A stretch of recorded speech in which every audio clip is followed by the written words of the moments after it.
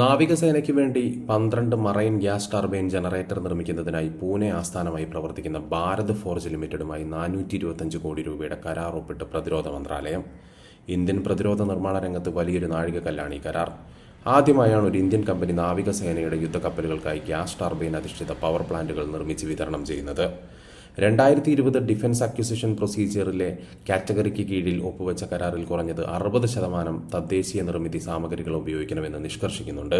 1.25 megawatt ശേഷിയുള്ള ഈ marine gas turbine ജനറേറ്ററുകൾ കപ്പലുകളിലെ നൂതന ആയുധങ്ങൾ, സെൻസറുകൾ, കോമ്പാറ്റ് മാനേജ്മെന്റ് സിസ്റ്റങ്ങൾ തുടങ്ങിയ സുപ്രധാന സിസ്റ്റങ്ങൾക്ക് വൈദ്യുതോർജ്ജം നൽകുന്നതിനാണ് രൂപകൽപ്പന ചെയ്തിരിക്കുന്നത്.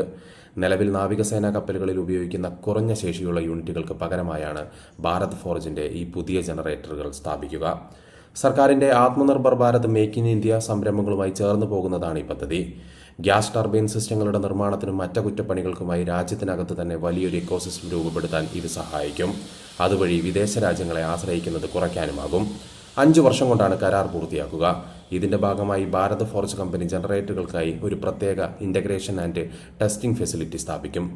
കൂടാതെ ഭാവിയിൽ നാവികസേനയ്ക്ക് ആവശ്യമായ വലിയ മറൈൻ പവർ പ്ലാന്റുകളുടെയും പ്രൊപ്പൽഷൻ ഗ്യാസ് ടർബൈനുകളുടെയും നിർമ്മാണത്തിലും വികസനത്തിലും കമ്പനി പങ്കാളികളാവുകയും ചെയ്യും. നിർണായക സാങ്കേതിക വിദ്യകളിൽ സ്വയം പര്യാപ്തത വർദ്ധിപ്പിക്കുന്നതിനും തദ്ദേശീയ ഉൽപ്പാദനത്തിലൂടെ നാവികസേനയുടെ പ്രവർത്തനം സജ്ജീകരണം മെച്ചപ്പെടുത്തുന്നതിനും ഈ പദ്ധതി സഹായിക്കുമെന്ന് പ്രതിരോധ മന്ത്രാലയം വ്യക്തമാക്കുന്നു.